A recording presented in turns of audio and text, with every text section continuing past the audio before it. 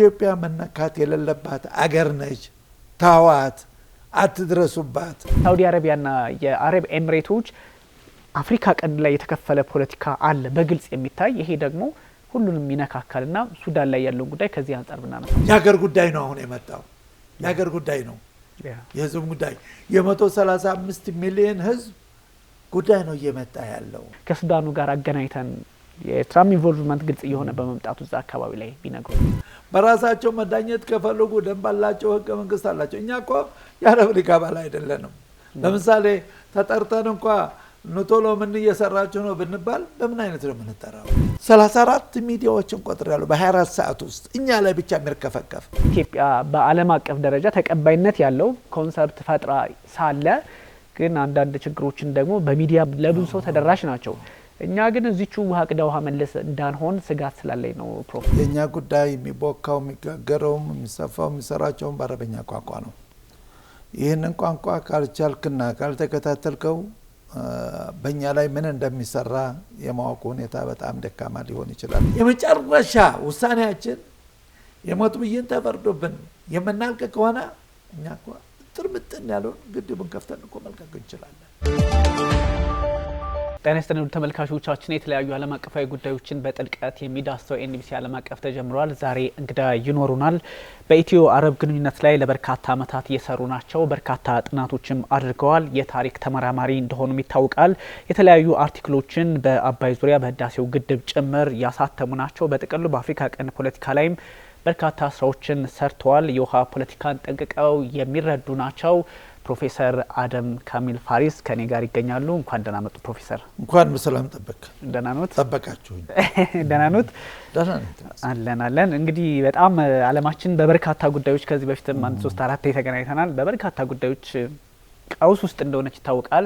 አሁን ደግሞ ነገሮች እንደው ወደ አፍሪካ ቀንድ ትኩረት እያደረጉ በተለይም የሱዳኑን ውጥረት መልኩን እየቀየረና አንዳንድ ኃይሎች ጣልቃ ገብነታቸውንም ቦልድሊ እያሳዩ መጥተዋል። ይህ ጉዳይ በአንድም በሌላም መንገድ ከኢትዮጵያ ፖለቲካ ጋር የማይገናኝበት ምንም ምክንያት የለም።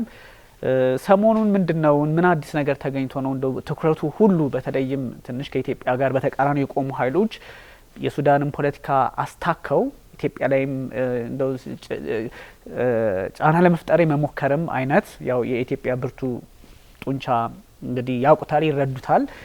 ከዛ አንጻርም ቢሆን ግን አንዳንድ ነገሮችን እየተመለከትን ነው። በተለይ ከዚህ የሱዳን ጉዳይ ላይና ምንድነው ምን አዲስ ነገር ኖሮ ነው ይሄን ያህል እስከ ማለትም ተደርሷል። ትኩረቶቹ ሚዲያውም ሁሉም በተለይ አረቡ ዓለም አካባቢ ያለው ያው ግብጾች አካባቢ ያለው ትኩረት ወደዚህ ሆኗልና በደንብ እርሱ አካባቢውን ስለሚያውቁት ስለሚረዱት ምን ተፈጥሮ ነው በሚለው ብንጀምር። እሺ፣ አመሰግናለሁ። እንግዲህ የኛ ጉዳይ አሁን ወቅታዊ ሁኔታ የሆነ መነጋገሪያ አጀንዳ የሆነ የመጣበት ሁኔታ ነው እናያለን። ስትከታተለው ቀደም ብዬ ሁልጊዜ በተደጋጋሚ የማነሳው ነጥብ አለ። የኛ ጉዳይ የሚቦካው የሚጋገረውም የሚሰፋው የሚሰራቸውም በአረበኛ ቋንቋ ነው። ይህንን ቋንቋ ካልቻልክና ካልተከታተልከው በእኛ ላይ ምን እንደሚሰራ የማወቁ ሁኔታ በጣም ደካማ ሊሆን ይችላልና ነገሩን በችለኝነት የምናልፈው ጉዳይ አይደለም። ለምን ይሄ ጉዳይ የመንግስት ጉዳይ ብቻ አይደለም፣ የሀገር ጉዳይ ነው። አሁን ወቅታዊ ጉዳይ ሆኗል። የሀገር ጉዳይ በእኔ ላይ ምን እየተሰራ ነው የሚለው እያንዳንዱ ኢትዮጵያ ሊያስብበት ሊጨነቅበት የሚገባ ጉዳይ ነው ማለት እንችላለን። ይሄን ምለው እኔ በዛ አካባቢ አድጌ ሁኔታውን እንዴት እንደነበረ አውቃለሁኝ። የኛ ችግር ከጥንት ጀምሮ እንዴት በሰሜኑ ጉዳይ ላይ የኤርትራ መገንጠል በማን እጅ ነው የተካሄደው የሚለው ነገር ስትዳስሰው ኢትዮጵያ የምትባል አገር መጥፋት አለባት የሚል አዋጅ ያለ ይመስለኛል በግብጾች በኩል። ይሄ ነው ደግሞ በተጨባጭ አሁን እየተደጋገመ እየመጣ ቀደም ሲል ስሜት ነበር፣ አሁን ግን በቃላት ሁሉ እየቀረበ የመጣበት ጉዳይ ሆኖ እናገኘዋለን። ስትሰማውና ስትከታተለው ትደነቃለህም፣ ትፈራለህም፣ ትጨነቃለህም። ለምን ኢትዮጵያና መሪዎቿን ጭራቅ አድርገው ነው ያቀረቡልኝ። 325 ሚሊዮን አረብ እንዲጨነቅ አድርገዋል። እንግዲህ ያ ውሸት ሲደጋገም እውነት ይመስላል የሚለው ነገር አሁን በተግባር የሚታይበት ጊዜ ደርሷል ማለት እንችላለን።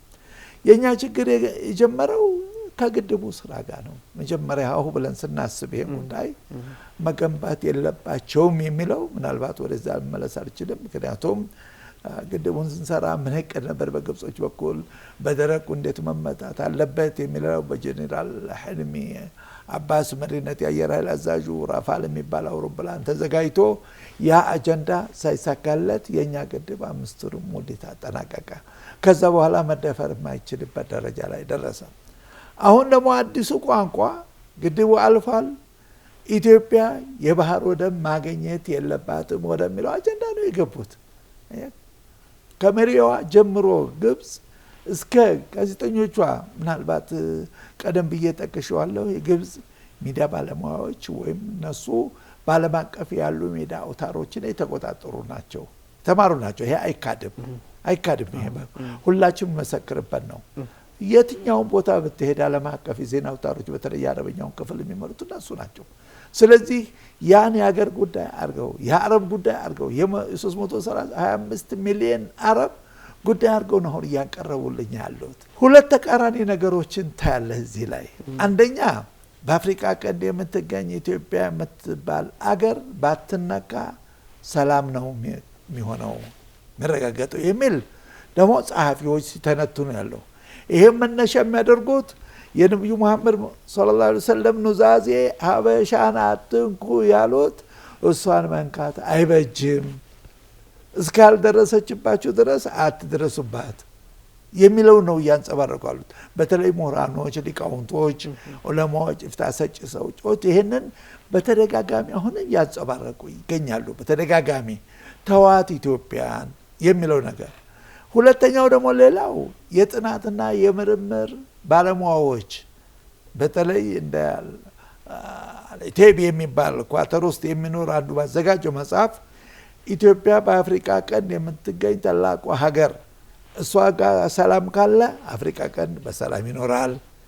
የእሷ ጋር ሰላሙ ከተናጋ ይሄን ዶክተር ጀላሉዲን መሐመድ ሷሊህ የሚባሉ መሰረቱ ኤርትራዊም ቢሆን እንግሊዝ ዜግነት ያለው ይሄም በጽሁፍ ደረጃ ሳይቀር አሳትሞ አሰራይቷል።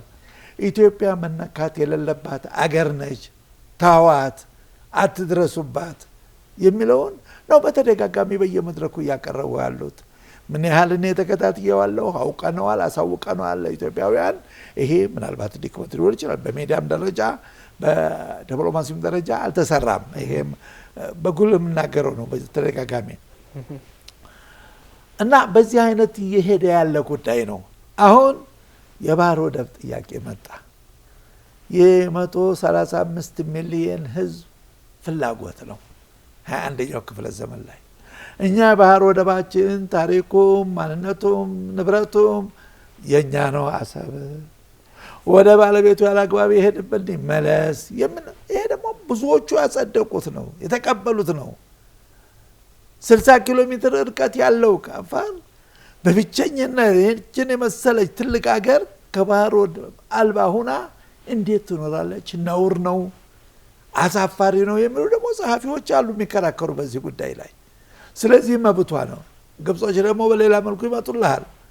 በተለይ የሲሲ አፈቀላጤ የሚባለው አህመድ ሙባረክ የሚባለው ጋዜጠኛ ተንትኖ ውሸት የተማለን ሞልቶ ሲያቀርብልህ እውነት ይመስላል። የለም እኛ እኮ ኤርትራን ያስገነጠል ነው እኛ ብሎ ነው እነሱ ለኩራት እኛ በቃ በሙሉ አፉ የሚናገረው። በፊት እና በጥርስ ካሊ ናቸው የተጫወቱ ነው ያው ግብጻዊ ስለነበረ። አሁን ደግሞ ሌሎች መስካሪዎች መጡ። እኛ እኮ ኤርትራ ልትገንጠል የፈለግነው የኛ አጀንዳ ነው፣ ኢትዮጵያን ከቀይ ባህር ማራቅ። ከቀይ ባህር ማራቅ ስራ ነው የተሰራው። ወደ ቀይ ባህር መመለስ የለባትም ኢትዮጵያ። ይሄን እስከ መጨረሻ ግድቡ አልፎናል። አሁን ደግሞ የባህር ወደብ እንዳታገኝ እስከ መጨረሻ የነገታኛ እኮ የሞት ብይን ተፈይኖበታል እንደ ሀገር ኢትዮጵያ። ግልጽ ነው የምነግርህ። ሰሞኑን ያለው ዜና በኋላ እንመጣበት ይሆናል። 34 ሚዲያዎችን ቆጥሬያለሁ በ24 ሰዓት ውስጥ እኛ ላይ ብቻ የሚርከፈከፍ ዘገባ፣ ጥናት፣ ትዕይንት፣ አስተያየት 34 በ24 ሰዓት ባልሞላ ጊዜ በሙሉ በአረበኛ ነው። ከኳተር ሳይሆን ከአልጀዚራ ከአረቢያ ቻናል ከአልሐዲስ ከሚባለው ቻናል በአውሮፓ የሚኖሩ በሱዳን የሚኖሩ ቤት የሚኖሩ ግብፃውያን በሙሉ የተሳተፉበት መድረክ ነው። 34 በ24 ሰዓት ውስጥ የአሜሪካና የኢራን ጉዳይ ትልቁን ዜና ሽፋን ይዞ የነበረው ያንን ወደ ጎን ትተው እኛ ላይ ተነሱ። ኢትዮጵያ ማለት መፈራረስ አለባት፣ በዚህ ባለችበት ሁኔታ መቀጠል የለባትም ብለው ተዋይተው አቅርበውታል። ይሄ በግልጽ ነው ያስተላለፉት። ለምን ሲባል መፈራረስ አለባት። እኛ በሶማሌም ገብተናል በኃይላችን፣ ኤርትራም ጋር ተስማምተናል። የአሰብ ወደብንም ሆነ ጅቡቲን የአስተዳደር ጉዳይ የኛ ኩባንያዎች ገብተዋል። ግብፃውያን ናቸው የሚሉት ነው። ኡስማን አህመድ ኡስማን ይባሉ ኮንትራክተሮች የታወቁ ግብፃውያን አሰብን ተፈራርመናል ብለው እዛ ከነማሽናችሁ ግቡና ስራችሁን ስሩ ተብለዋል። ጅቡቲንም የማስተዳደር ጉዳይ ወደቡን ለነሱ ሰጥተዋል። ምክንያቱም ወደ ኢትዮጵያ የሚገኘውን ምርት ለመቆጣጠር የኛ ኃላፊነት መሆን አለበት፣ የፈለጉትን ዋጋ ሊጨምሩ ማለት ነው። ስለዚህ 1.6 ቢሊዮን ብታወጣ ከሆነ በአመት እስከ 2 ቢሊዮን ትሄዳለህ ማለት ነው። አሰብንም እንግዲህ ከተቆጣጠረው የማስተዳደሩም ሁኔታ የልማቱም ሁኔታ በእኛ ኩባንያዎች ይሁን በእኛ ቁጥጥር ይሁን ስር ሲል ፈርሞላቸዋል። ኢሳያስ አፈወርቅም ያለቀው ጉዳይ ነው። ለምን እኛን የመጉዳት ስራ በመጀመሪያው አጀንዳ ተደርጎ የተያዘ ጉዳይ ነው። ሌሎቹ ደግሞ አይበጅም፣ እኔ ኤርትራውያንም ጥቅማቸውን ሲሆን አከራይተው ለምን አይጠቀሙም? በቀላሉ 60 ኪሎ ሜትር ርቀት ያላት ኢትዮጵያ ከባህር ወደብ እንዴት ወደብ አልባ ሆና ትኖራለች የሚል ደግሞ ሌሎች አካሎች አሉ። ያንንም ታያለህ። በዚህ በኩል ስትከፍተው ባንተ ላይ ሞት ብይን ቢንሰጥ ሚዳ ታገኛለህ። በሌላ መልኩ ደግሞ የለም እነሱ መነካት የለባቸውም የሚል ደግሞ ሚዳ አለ። ይሄ ነው አሁን ከወቅታዊ ሁኔታ እየተሽከረከረ ያለው ድራማ። እኔ የት ነው ያለሁት እዛ ላይ? ለምሳሌ አንዱ ይሄ ከቀረቡት ጥናቶች መሐመድ ቅንዲል የሚባል ግብፃዊ ጋዜጠኛ በኢትዮጵያ ላይ ኃይል አዘጋጅተን ከመዝመት በውስጧ ተቃዋሚዎችን ማስፋፋት ይልሃል። በውስጧ ተቃዋሚዎችን ትግራይ ያሉ ተቃዋሚዎችን ማስታጠቅ ማዘጋጀት፣ ሶማሌ ጅግጅጋ ያሉትን ኦብነግ የሚባለውን እሱን ማዘጋጀት ማንቀሳቀስ፣ አፋር ንቅናቄ ፈጥረን በዛ በኩል ወደ ጅቡቲ የምትጠጋበትን ማድረግ፣ ሶማሌ በኒሻንጎል ያለውን ንቅናቄ ያጠናክረን አስታጥቀን ወደ ከሷ ውጭ እንዲሆን ማድረግ ማለት በኒሻንጎል ደጋግመው የሚሉት ድሮኑም የኢትዮጵያ ንብረት አይደለም የሱዳን ንብረት ነው፣ ምኒልክ ነው ያላግባብ የወሰደው እያሉ ጥናቱን ከየት እንደሚያመጡትም አላውቅም። ይህንን ያቀርቡልሃል። ስለዚህ ኢትዮጵያን የማፈራረስ ስራ ከውስጧ መጀመር አለብን። ከዛ ኢትዮጵያ የምትባል ሀገር ያልቅላታል። አማራውም ለብቻው እዛ ይቀራል፣ ኦሮሞም ለብቻ እዛ ይቀራል፣ የሶማሌውም ወደ ሶማሌ ይጠጋል፣ የአፋሩም ወደ ጅቡቲ ይጠጋል፣ ቤኒሻንጉልም ወደ ሱዳን ይጠጋል። አከተመላት የኢትዮጵያ። ይሄ ነው መሰራት ያለበት ብሎ ደግሞ ጥናቱን ያቀርብልሃል።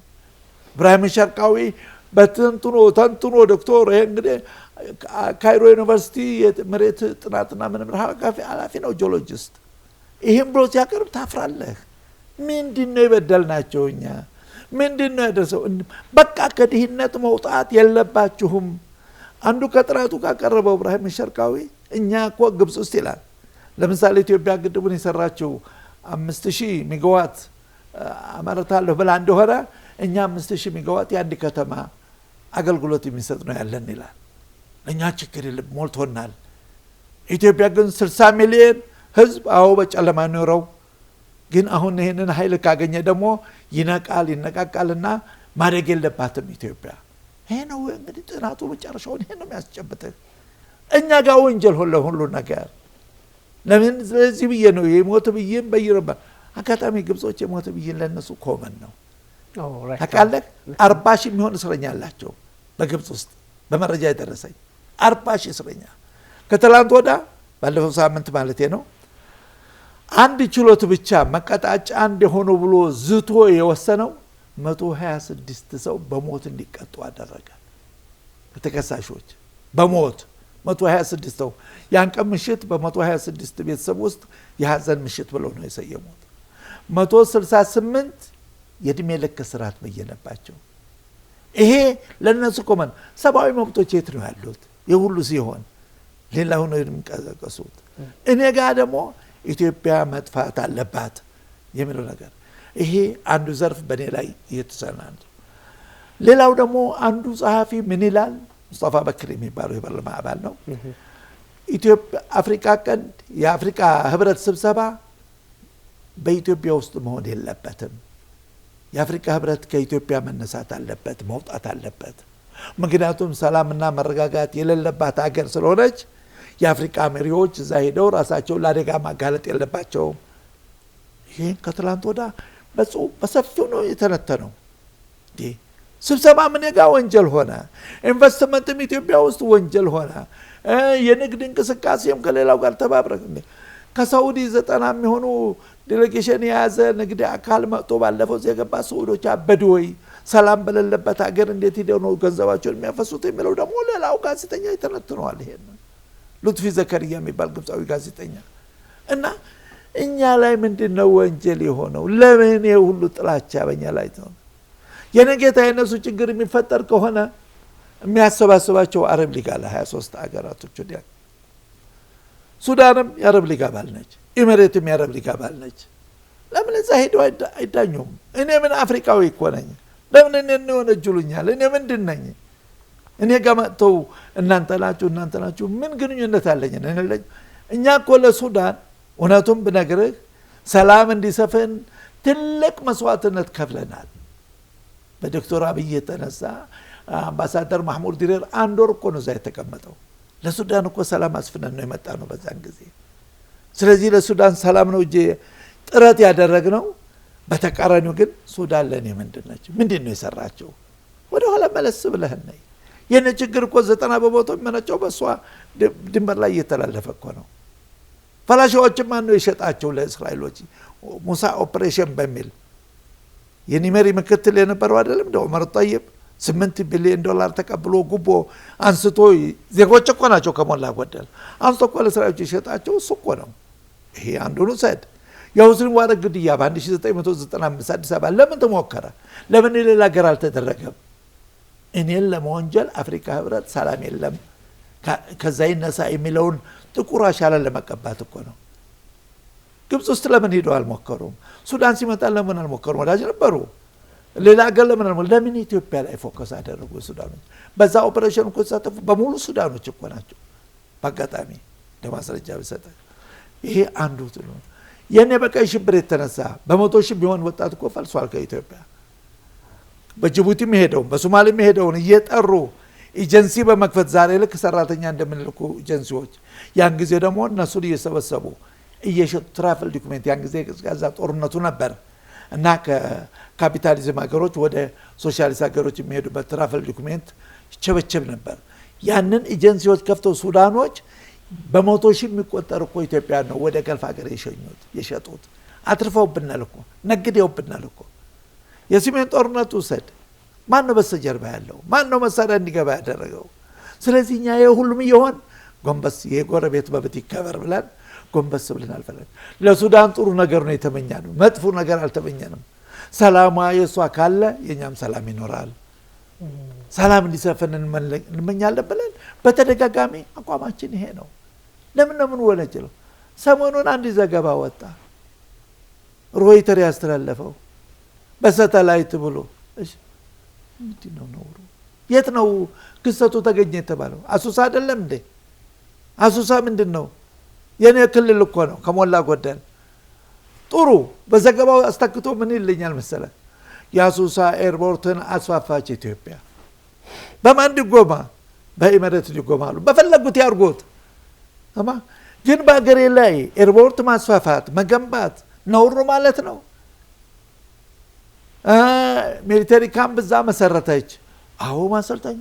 እኔ እኮ ግድብ አደጋ ላይ ነው እኮ ያለው። ግብጾች እኮ በየቀኑ እየዛቱብኝ ነው ያሉት።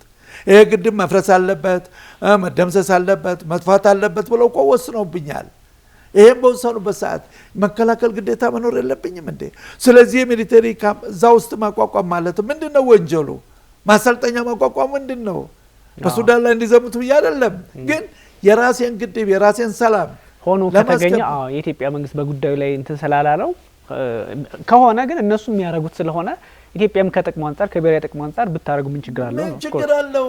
ይሄ ነውር እኮ አይደለም። እኔ ኤርፖርቴን አስፋፋው ሚሊተሪ ካምፕ ገባ መብት እኮ ነው።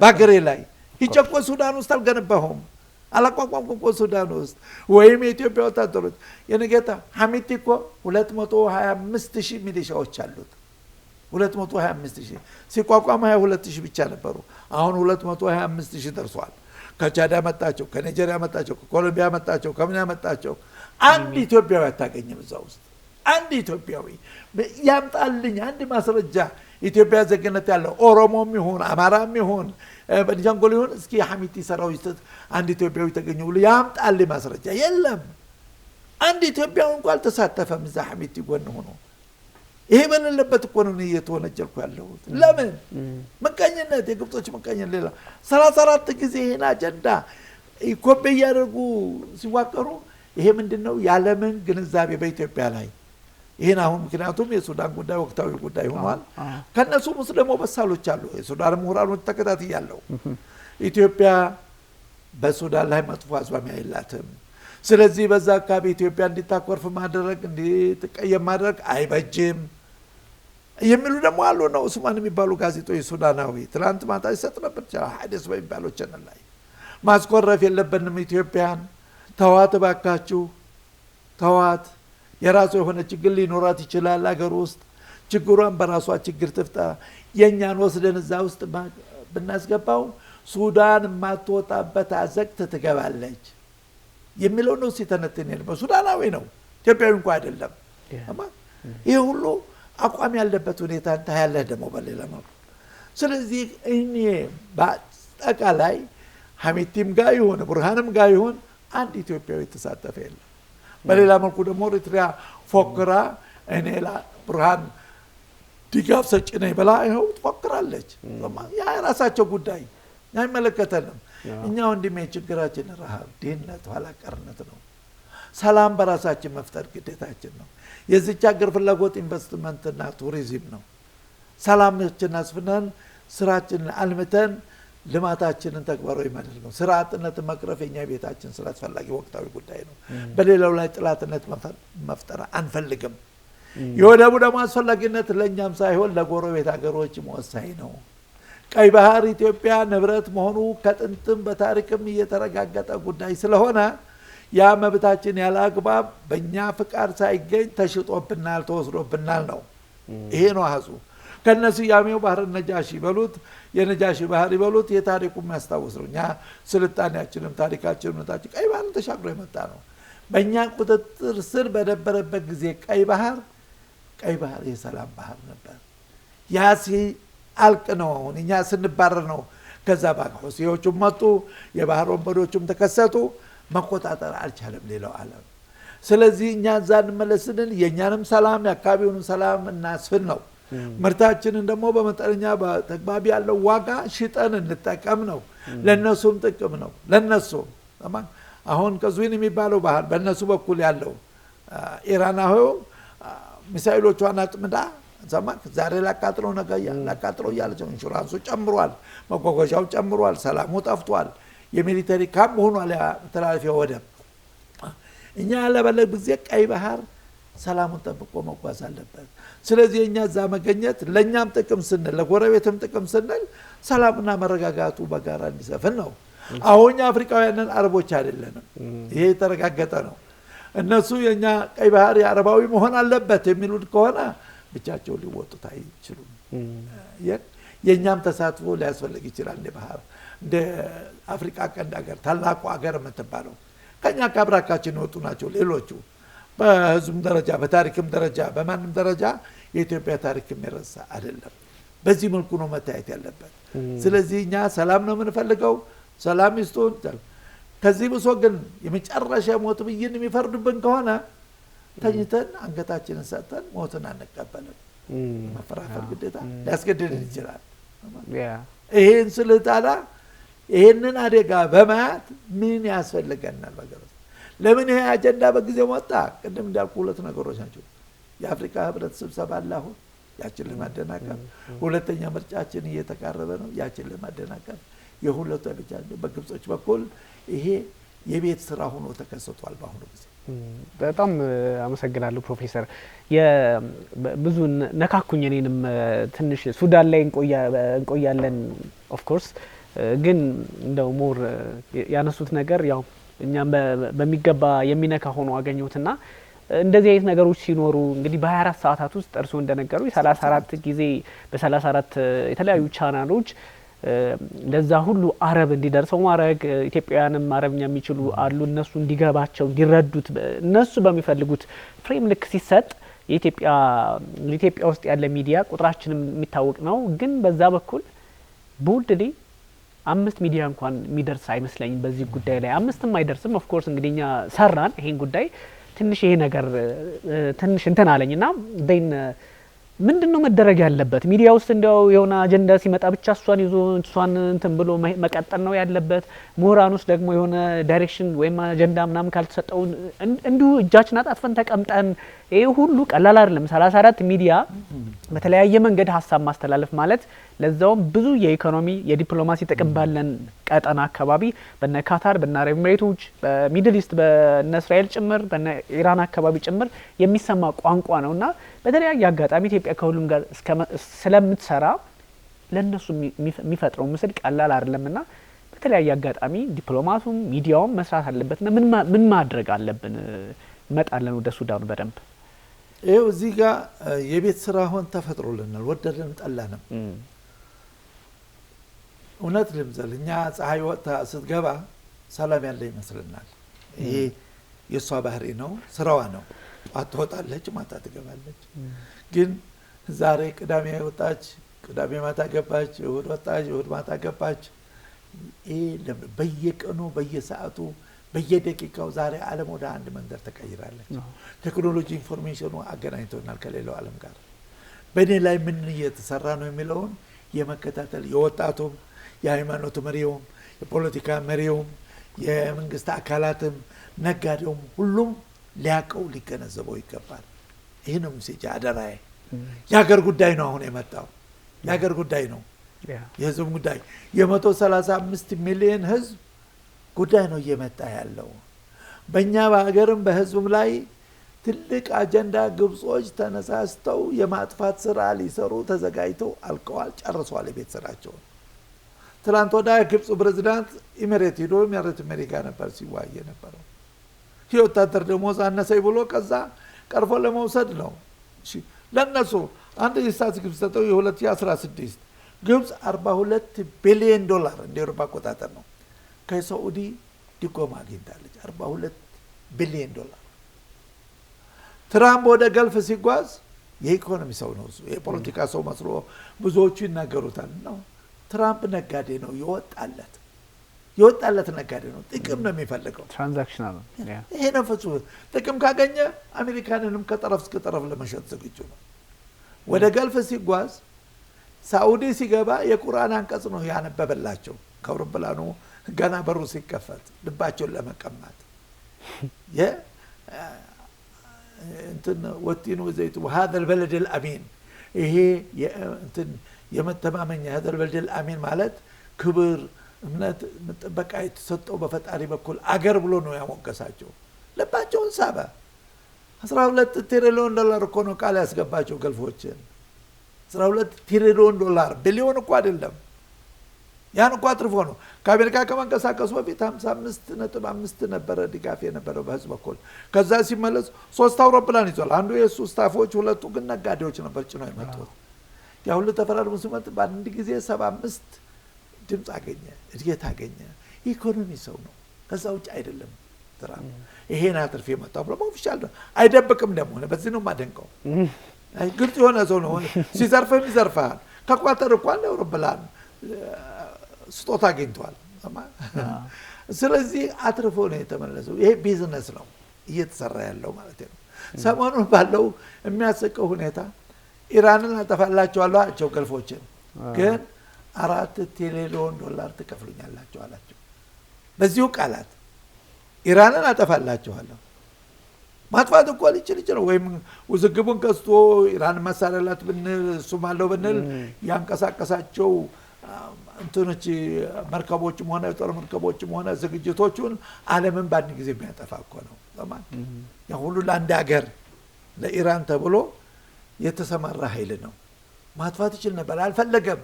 ይሄ ታሪክ በአጋጣሚ ወደ ገልፍ አካባቢ ተሰጣጠነው አሜሪካኖች በኩዌት ጦርነት ጊዜ ሰዳም ሁሴንን እናውጣ ብለው ያ ሁሉ ትልቅ ዘመቻ ተካሄደ። ባግዳድ በሩ ላይ ሲደርሱ ውጊያው ይቆማል። ቦሸላብ ትልቁ በኢራቅ ላይ 12 ዓመት የማዕቀብስ ተጽዕኖ ተፈጠረ። ማጥፋት ይችሉ ነበር በደቂቃ በየደቂቃው ግን ለገልፎች ይኸው ሰዳም ሁሴን መልሶ ይመጣባቸዋል ክፈሉ ነው በቃ የአሜሪካ ላምትላበው እንደሚባለው ገልፎች እንደዚህ አድርገው ነው የሚልዋቸው።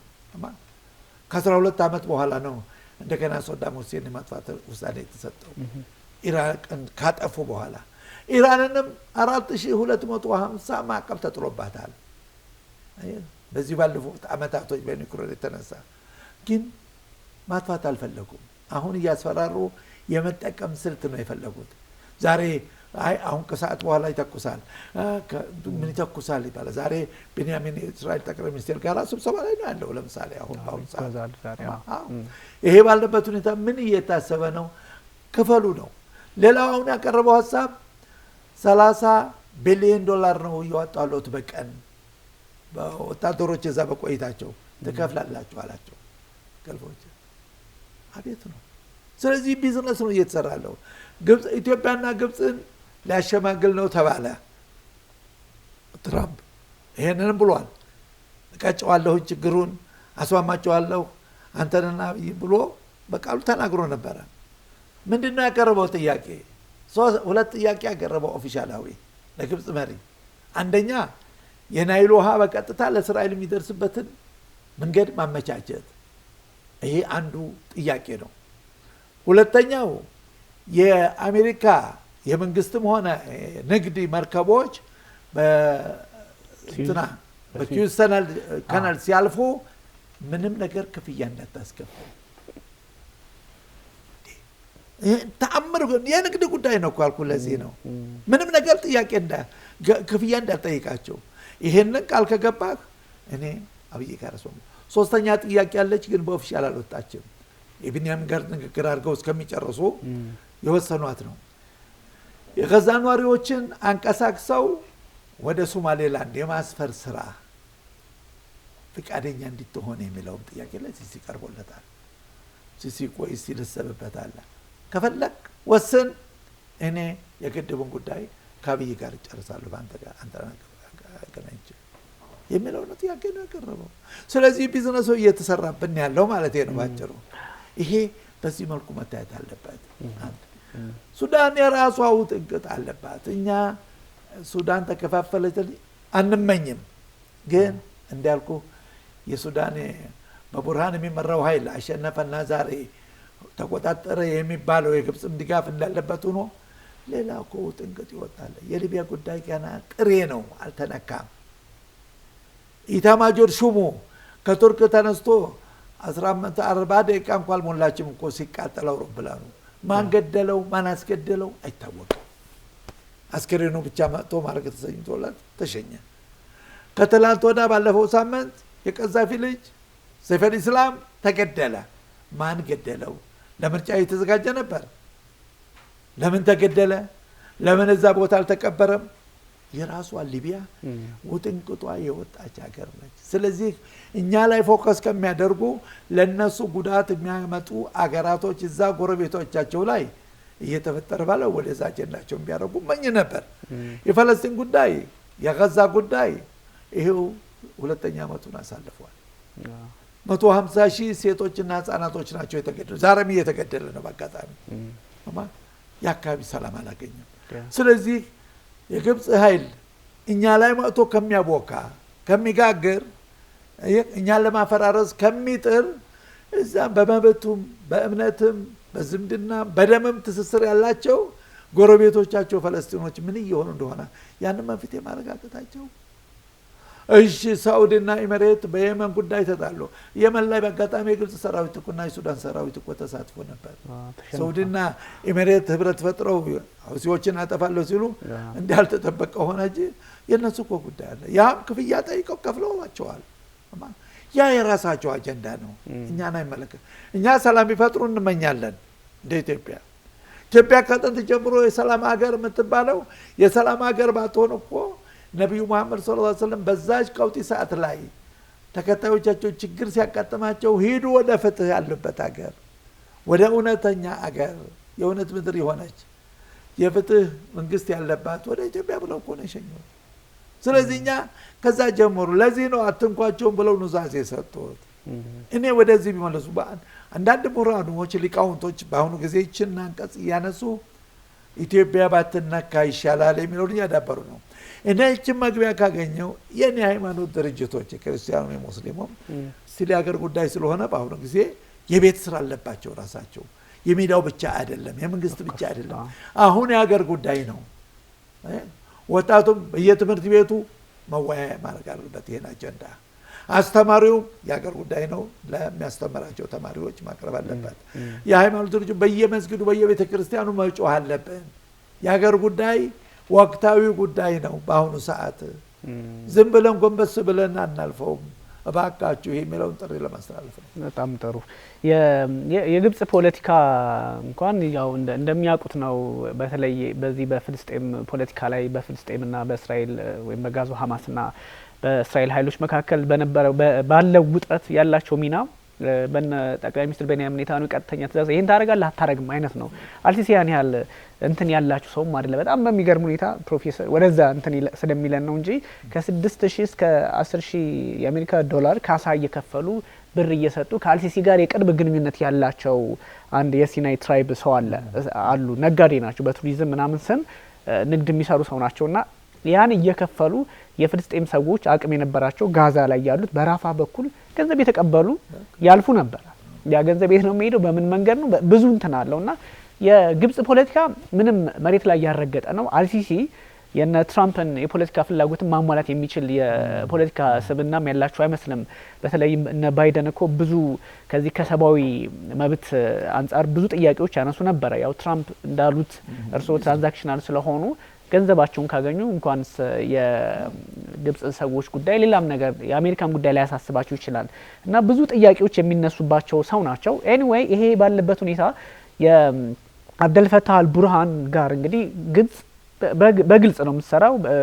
እንደሚያውቁት 1200 እና ከዛም በላይ ኪሎ ሜትር ይጋራሉ አይደለ? በሻላቴና ሀላይ በሚባሉ ቦታዎች የሚጋጩ ሰዎች ናቸው፣ ሀገራት ናቸው። ያን ረስተው በአልቡርሃን በኩል ጥቅማቸውን ማስከበር ይፈልጋሉ። እናልሲሲ ብቻም አይደሉም እንግዲህ ባይ ዲፎልት የራሳችን ጎረቤት የራሳችን እንደው ወገን ብለን የምናስባቸው የኤርትራው ፕሬዚዳንትም ኢሳያስ አፈወርቂም አብረው በዚህ ጉዳይ ላይ ከአልቡርሃን ጋር ኦፍ ኮርስ እሳቸው ከአልቡርሃንም ጋር ናቸው፣ ከሄምቲም ጋር ሰርተዋል። ከሌሎች በዚህ በቤጃይ በሚባሉት አካባቢዎች የሚንቀሳቀሱ ሰው ናቸው።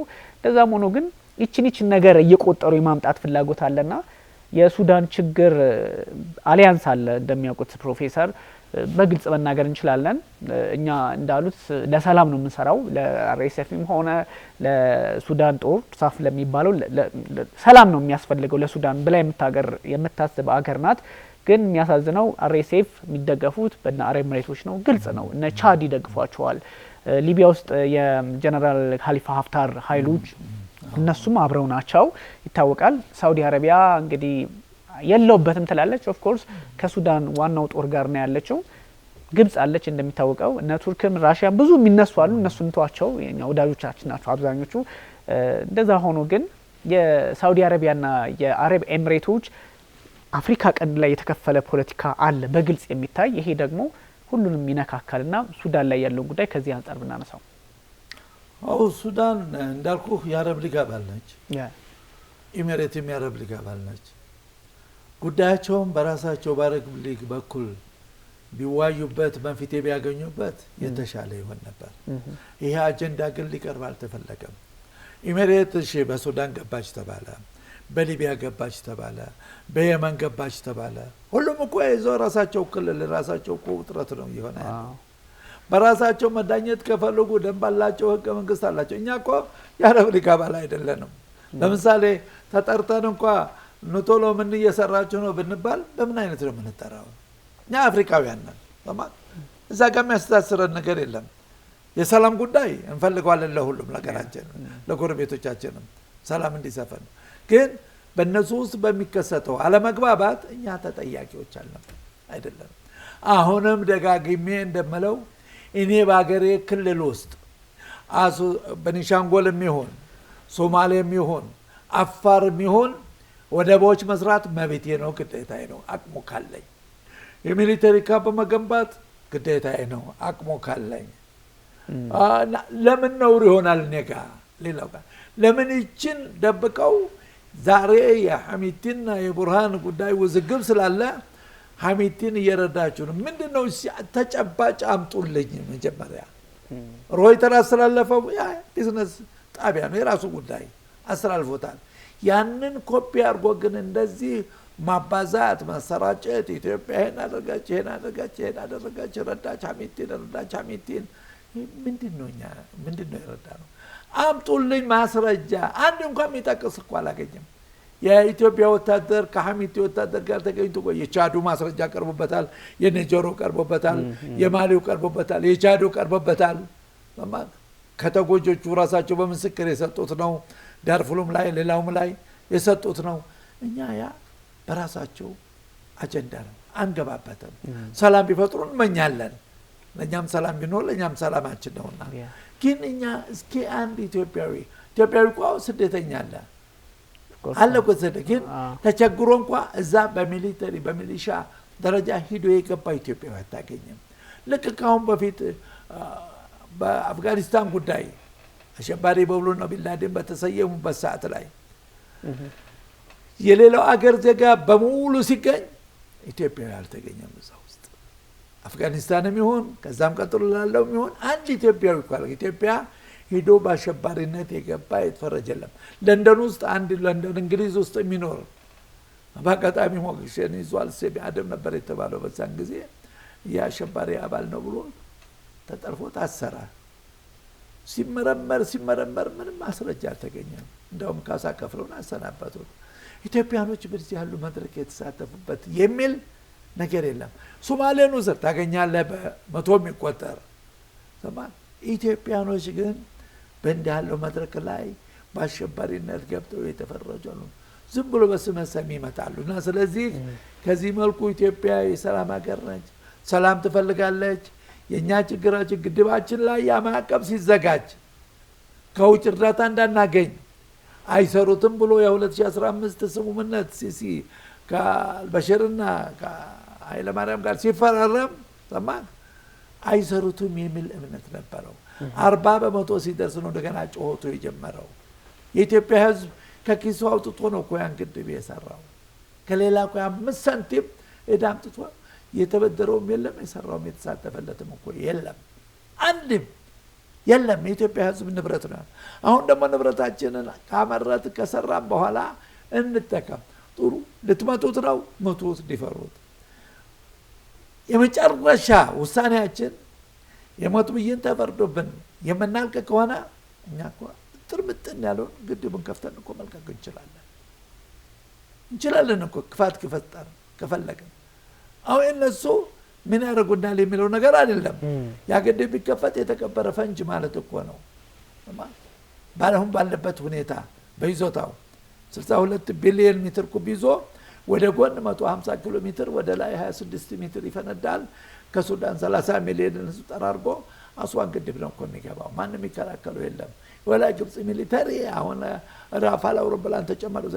ሰሞኑን አንድ ዘገባ የሚገርም ማነው ጋዜጠኛ መሐመድ አባስ እሱ የሚባል ነው እና ምን ነበር እኛ እኮ የስለላ አውሮፕላን ራዳር የማይጠልፈው የማያጋለጠው ልከን ግድቡን በሙሉ ከጠረፍ እስከ ጠረፍ አንስተን ተመልሰናል አለ።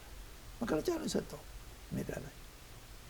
ስለላ ማለት ስለላ አውሮፕላን ራዳር የማያጋልጠው። ስለዚህ የኢትዮጵያ የራዳር ጉዳይ ባዶ መሆኑ በዛ ነው ያወቅነው ይላል። ግድቡን ከጠረፍ እስከ ጠረፍ አንስተን ተመልሰናል ይላል። ለምን አልመታውም? ወንድ ከሆነ ሞክር ነው፣ ሌላ ነገር ያለው ፈንጂ ይዞ መቶ ያለ እንደማ እስኪ ሞክረው። በጣም ፋብሪኬት ያደርጋሉ። ስለዚህ እኛ ይሄን እንዳሉ ነገሮች ስላሉ ያንን የምንቆጣጠርበት በአቅማችን ያ ወደ እንትን ኤርፖርትን ማስፋፋት አሶሳ ላይ የሚሊተሪ ካምፕ መገንባት የኛ መብታችን ነው። ልጆቻችንን ለማሰልጠን ወታደሮቻችንን ለማሰልጠን ጥበቃ እንዲያደርጉልኛን አካባቢ ጥበቃ ድንበሬ መጠበቅ አለበት። በተለይ ከዛ ውዝግብና ጥንቅጥ የወጣበት ስለሆነ ያንን የሚጠብቅ ኃይል ማስተማሩ፣ ማሰልጠኑ፣ ማዘጋጀቱ ከዚህ ከመሀል ሀገር ከመለቅ እዛው አካባቢ ፈጥሬ ሳበቃ የሚቆጣጠር ሰራዊት መመደብ የኔ መብቴ ነው። አገሬን ለመጠበቅ ክልሌን ለመጠበቅ ከዛ ውጭ አይደለም። ሐሚድና ቡርሃን የፈለጉት ይሁኑ ራሳቸው ጉዳይ። ሰላም ከፈጠሩ ግን ማነው ተሸናፊ ማነው አሸናፊ ገና ያልታወቀ አጀንዳ ነው። እሱ ጊዜ ያስፈልገዋል። እኛ ግን አይመለከተንም። ሰላም ፍጠሩ ብለን እንመክራለን። ልክ ነው። አንድ ሀገር ከፈለገ ይጠቅመኛል ብሎ ከውጭ ፖሊሲውም ከራሱም ጥቅም አንጻር እንደዛ ብሎ ካሰበ እንግዲህ እነ ሮይተርስ ይዘውት የወጡት መረጃ የተረጋገጠ አይደለም። እንግዲህ አገኘን ብለው የወሰዱት ነው። ከኢትዮጵያ በኩል ግልጽ የሆነ መረጃ ያስፈልጋል። ግን ያም ቢሆንም ባይሆንም ግን አንድ ሀገር የራሱን የጥቅም ለማስከበር ምንም አይነት ነገር ያደርጋል ነው። ከእርሱ ሀሳብ በጣም የገዛኝ እነሱ ምንስ እያደረጉ በግልጽ አልቡርሃንን ደግፈው ስራ እየሰሩ አይደለም። እነ ግብጽ የእነሱ ሲሆን እንደሆነ በጎ ስራ የኢትዮጵያ ያደረገችው ሁሉ እንደ ኃጢአትና ወንጀል የሚቆጠርበትን አውድ መቀየር። ለዚህም ነው የኢትዮጵያ እንግዲህ ሚዲያም በሃይማኖትም በብዙም መሰራት አለበት እርሱም በደንብ ስትረስ አድርገው እየነገሩኝና እንደዚህ አይነት ነገሮች በዚህ ትኩሳቱ በአንድም በሌላም መንገድ ትንሽ እየተወሳሰበ በሄደበት ቀጠና ላይ እንዳለ ሀገር ዜጋ ደግሞ ብዙ ስራዎች ያስፈልጋሉና እንደውም የኤርትራ መንግስት ከሰሞኑ የኢትዮጵያ መንግስት ከገባችሁት ቦታ ላይ መልቀቅ አለባችሁ የሚል ግልጽ ደብዳቤ በጻፈበት በሱ ምላሽ ላይ አይ ረቤለሽ ነው አሉ የውጭ ጉዳይ ሚኒስትራቸው የኤርትራው ረቤለሽ እኛ ብዙ ስራ አለብን አይነት ስሜት ያለው ነው። ምንድነው ስራቸው የሚል ጥያቄም ተነሳብኝና ሱዳን ውስጥ ገብቶ ማዋጋት፣ የመንን ሞክሮ መሸነፍ፣ ኢትዮጵያ ውስጥ ሞክሮ መሸነፍ ነው ወይ? ብዙ ጅቡቲ ላይ ብዙ ቦታ ላይ እንግዲህ ያላችሁ ታሪክ ይሄ ነውና ስራ በዝቶብናል አይነት ስሜት ያለው ደብዳቤ ሳይ ነበርና ያው እንግዲህ እነሱ ህዝባቸው ላይ ነው የሚቀልዱት ይቀልዱ። ይሄኛው ውጥረቱን በተወሰነ መጠን ከሱዳኑ ጋር አገናኝተን የትራም ኢንቮልቭመንት ግልጽ የሆነ በመምጣቱ እዛ አካባቢ ላይ ቢነግሩኝ። አሁን ግብጽ ባደረጉት እንቅስቃሴ ምናልባት ያለፈው ግድቡን በምንሰራበት ጊዜ የግብጽ ፕሬዝዳንት ለመጀመሪያ ጊዜ ጅቡቲን በመሄድ የእኛን የጎረቤት ሀገራቶች አንድም የቀረው የለም እየሄደ የጎበኘ ኬንያ፣ ዩጋንዳ፣ ቡሩንዲ፣ ሩዋንዳ ማንንም የተው የዘለ ደቡብ ሱዳን እንኳን ሳይቀር በሙሉ ተፈራርም ያለው ይላል። የምንመት ፍረማ ዲፌንስ የመከላከል ጉዳይ ጥሩ ኢትዮጵያ በግብጽ ላይ አደጋ ምታለች ሁላችሁም ከጎኔ ቁሙ የሚል ትልምት የአንቲቢን ስሙምነት ወደ ኋላ ጣለው። ናይልን አጠቃቀም በተመለከተ ስማምተናል። ግብጽ ስትቀር ሳትፈርም የቀረችው ያም ስተት ነው ብሎ ራሱ ወነጀለው። ደግሞ በራሱ ማለት የፈረሙ ሀገሮችን ውድቅ አደረጋቸው። ይሄ ደግሞ ለአፍሪካውያን ያለውን ንቀት የሚያሳይ ነው። ሲፈልግ አጋጣሚ አንድ ዘገባ እየተከታተልኩ ነበር። ግብጽ አረባዊ ስለሆነች የአረብ ሀገራቶች በጎኗ ይቆማሉ ይላል አጥኚው አካል። አጋጣሚ ግብጻዊት ነች። ሁዳ ሺወሽ ትባላለች። ከሷ እውነታን ነው ያየሁት። ግብጻዊት ብትሆን የአፍሪካ ቀንድ ጉዳይ በሐራም የጥናት ምርምር ሴንተር የምትሰራ ግብጻዊት ነች እና ጥሩ ጥናት ነበር ዘገባ ያቀረበችው። የአንድ ሰዓት የቆየ ፕሮግራም ነው። እዛ ላይ ስትተነትን ግብጽ ከጎኗ የሚቆሙት አረብ ሀገሮች ናቸው። ኢትዮጵያ ግን ከጎኗ አፍሪካውያን በሙሉ ይቆማሉ ትላለች። እንግዲህ ከራሳቸው ምስክር የመጣ ነው ከኔ መጣ። አፍሪካውያን በሙሉ ለኢትዮጵያ ታዛዦች ተገዦች ናቸው። ስለዚህ በጎና ይሄ ጉዳይ የግብጽና የአረብ ወይም የአረብና የአፍሪካ ጉዳይ እንዳይሆን ስጋት አለኝ ትላለች ስታስቀምጠው መጨረሻው።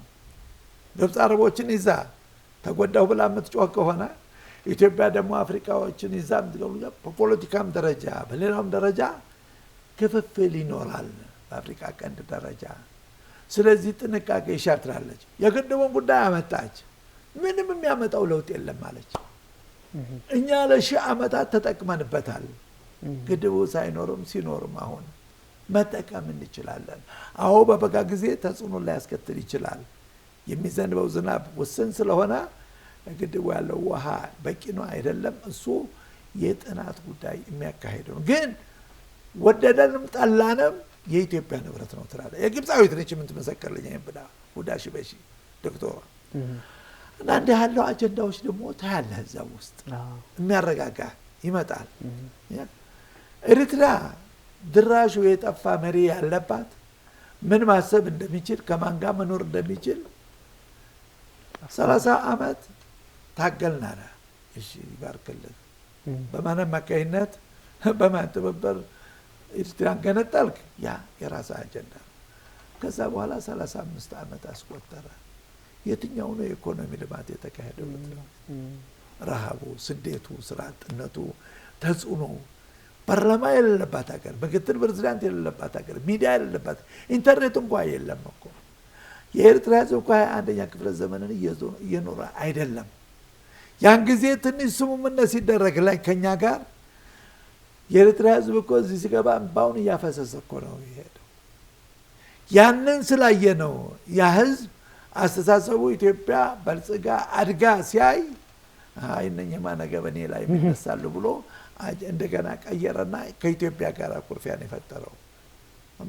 ህዝቦቹ ወደዚህ በመምጣታቸው ኢትዮጵያ ጋር በመገናኘት ዘመዶቻቸው ወገኖቻቸው ጋር በመገናኘታቸው የኢትዮጵያን ብልጽግናና እድገት ስላዩ ሄደው እነኝህማ ይቀሰቅሱብኛል፣ ይነቃሉ፣ ስለዚህ ይሄንን ማክተም አለበት፣ መቆረጥ አለብኝ እስከ መጨረሻው ድረስ ብሎ ወስኖናል። ከዛ ምን ሄደ ግብፁ ላይ እጁን ሰጠ፣ ድረሱልኝ ጥሪ። አዎ ግብጾች ደግሞ በግልጽ እንተገኙ እኛ እኮ ነን ለዚህ ያበቃንህ፣ የኛ አጀንዳ ነው ያንተ አጀንዳ አይደለም ብለው ያው ፉከራቸውን ቀጠሉብን። ስለዚህ በዚህ መልኩ ነው የኤርትራ ጉዳይ እንኳን መታየት ያለበት። ይሄ እስከ ድረስ ይቀጥላል። ዋናው የኢትዮጵያ አንድነት ካለ፣ ሰላም ካለ፣ ህብረት ካለ፣ ንቃተ ህሊና ካለ የሀገር ጉዳይም በአንደኛ ደረጃ መንግስት ላይ ያኩርፍ፣ የፈለገ ያኩርፍ፣ እኔ አያገባኝም። ከፈለገ ይከራከረው፣ ይዋየው፣ ያደራድረው፣ መብቱ ነው ኢትዮጵያ ህዝብ። ግን የሀገር ጉዳይ ለአደጋ ሲጋለጥ ጎንበስ ብሎ ማለፍ አይቻልም። ምክንያቱም ጉዳቱ ሁላችንም ይጎዳናል። ሙስሊም፣ ክርስቲያን፣ ፕሮቴስታንት አይልም፣ ሁሉንም ነው የሚያጠቃው። ይሄ የሀገር ጉዳይ ነው አሁን ያለው ወቅታዊ ሁኔታ። ወቅታዊ ሁኔታ የሀገር ጉዳይ ስለሆነ እዚህ ላይ ሚዲያ ውስጥ መነሳት አለበት። የሃይማኖት ድርጅቶች መነሳት አለባቸው፣ መጮህ አለባቸው። የሀገር ጉዳይ በአደጋ ላይ ነው አሁን። ይህንን አስታከል የቤት ስራችንን አጠናክረን በአንድነት ተነስተን ካልሰራን ትንሽ አደጋው ከባድ ሊሆን ይችላል። ጉዳዩ ከበሰለ ካደገ በኋላ እንደገና የመምጣቱ ሁኔታ የመመለሱ ሁኔታ እጅግ በጣም ይከብደናል። ካለን ኢኮኖሚ ካለን ወቅታዊ ሁኔታ ጋር አንጻር እውነቱን ግን ባንዳዎች ስራቸውን እየሰሩ ይሄ ነው ትልቁ በሽታ እዚህ ሀገር ያለው። ሁሉም አገሩንም ህዝቡንም እየሸጠ ያለ ባንዳ አለ። ያ ያሳዝናል። ሁሉ ኢትዮጵያዊ ነው ምንድነው አታውቀው። ስለዚህ ይሄ ነው ሌሎች የመሳሪያ ነጋዴዎች አውሮፓም ይሁን የትም ይሁን ክፍተት ይፈልጋሉ። አንድ ሀገር ውስጥ ዝግም መከሰቱ ያ ቢዝነሳቸው ነው። ቢዝነሳቸው ስለሆነ አንተንና እኔን አዋቅተው ሲያበቁ መሳሪያ ሽያጫቸው ቢዝነሳቸው እንዲንቀሳቀስ ይፈልጋሉ። ይህንንም መገንዘብ አለብን። ከዚህ ሁሉ ነቅተን የሀገር ጉዳይ ነው በ24 ሰዓት ውስጥ ባልሞላ 34 ሜዳ ምንም ተጨባጭ የሌለው መብታችን በሆነ ጉዳይ እነዚህ እኮ ነው እኔ ሮይተር አስተላለፈው ጥሩ፣ ግብፃዊ ለፈለፈው ጥሩ፣ ሱዳኑ ለፈለፈው ጥሩ። እስኪ አንድ ማስረጃ ያምጡልኝ፣ አንድ ኢትዮጵያዊ በሐሚቲ ጎን ሄዶ ተሰልፎ ተገኘ የሚል ያምጡልኝ። የለም፣ ያ ተጨባጭ ሁኔታ የለም። አዎ ሐሚቲም እኮ ሱዳናዊ ነው፣ እኛ ጋር ግንኙነት የለውም። የራሱ ጉዳይ ነው፣ የራሱ ሀገር ነው እየታገለ ያለው። ከቡርሃን ጋር ባለው በአረብ ሊግ ይፈቅል በፈለገው ሽምግልና ይጨርስ። እኛ ሸምጋይ ብለን ከተጠራን ዝግጁ ነን ለማሸማገል። ግን ተዋጉ፣ እልቁ፣ አገርን አጥፉ ብለን እኛ የምንሰጠው ምክርም ድጋፍም የለንም።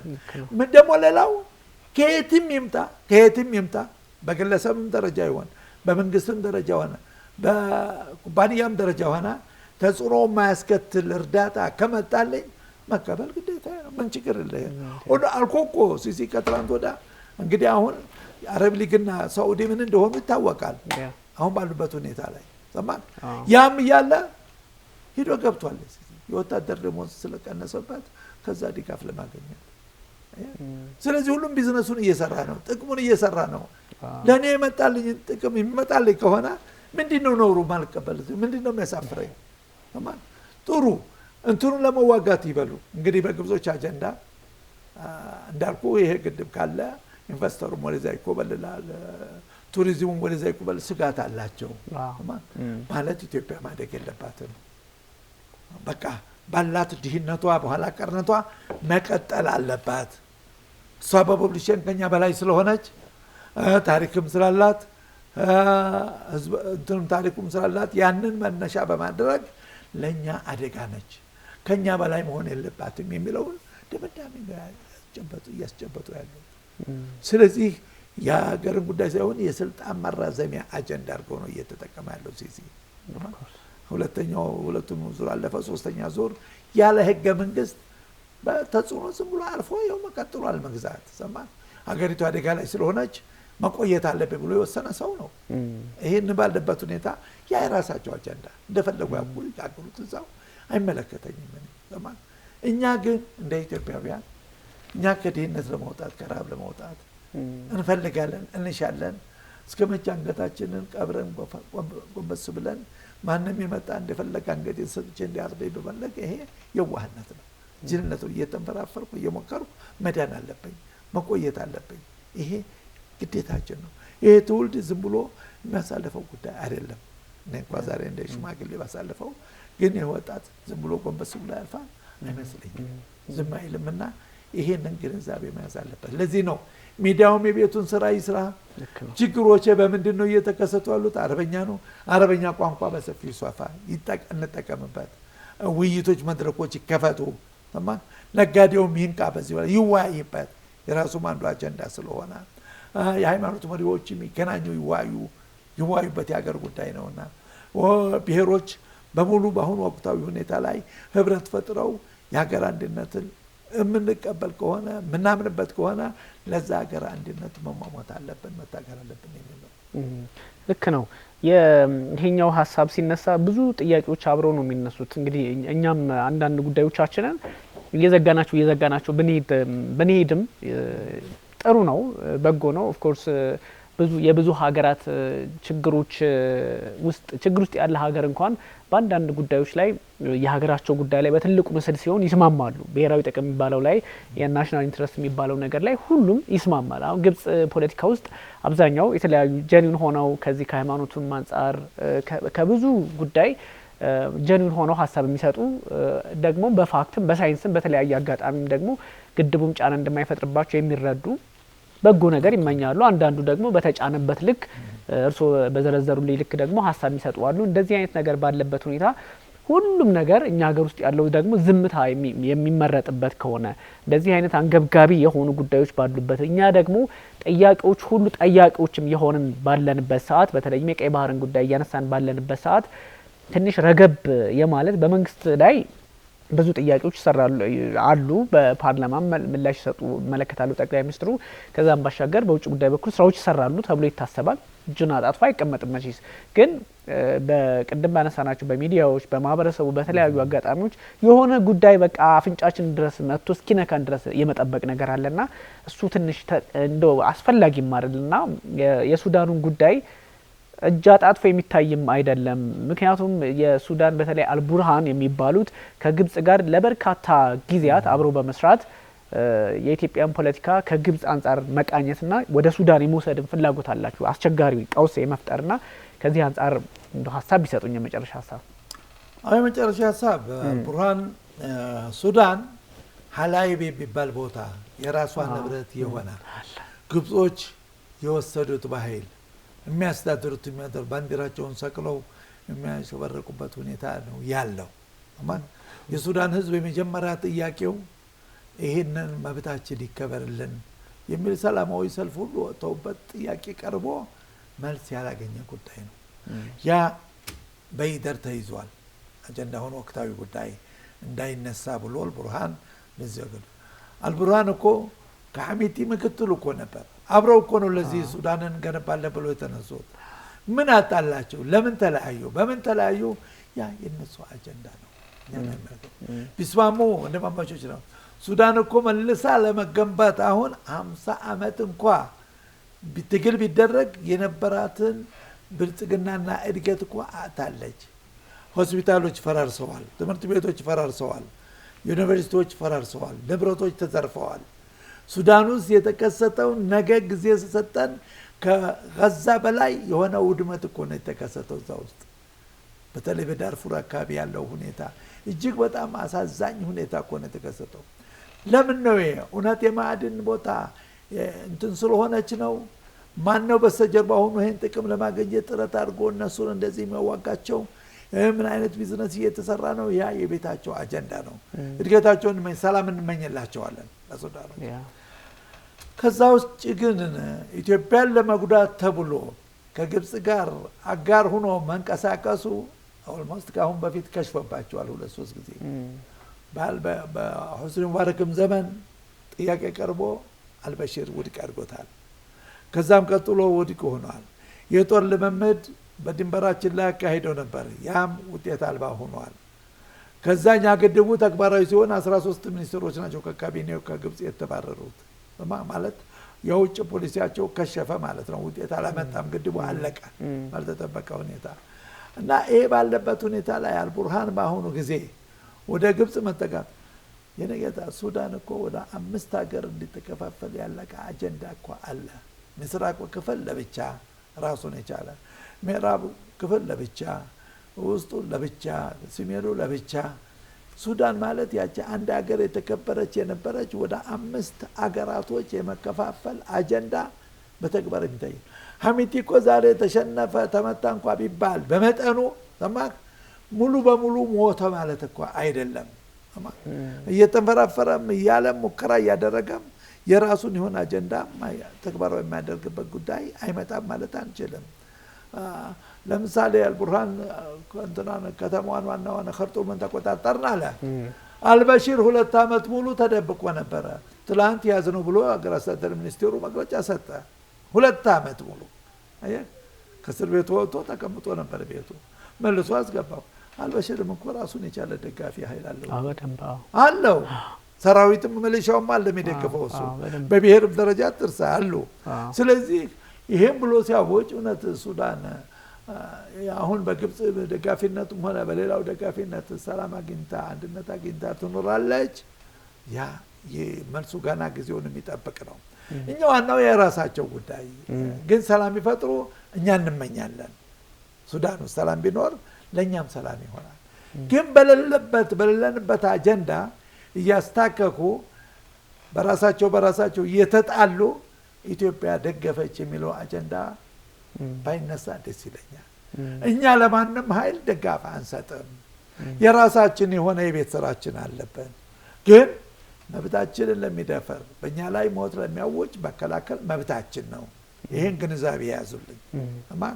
ለዚህ ነው ሚዲያችንም አሁን ማተኮር ያለበት እውነታውን እየዋጣ ኢትዮጵያ ምን እየሰራች የራሷ የሆነ ልማቷ ትፈልጋለች፣ ኢንቨስትመንትን ትፈልጋለች፣ ሰላምን ትፈልጋለች። ይሄ የቤቷ ስራ ነውና ወደ እናንተ ያልገባን መሆናችን ተረዱ የሚለውን በራሳቸው ቋንቋ በራሳቸው በሚያቦኩት አረበኛ ቋንቋ መቅረብ አለበት። ይሄ ነው ከወቅታዊ ሁኔታ መሰራት ያለበት የሚለውን ነው ማሳሰቢያ ያለው።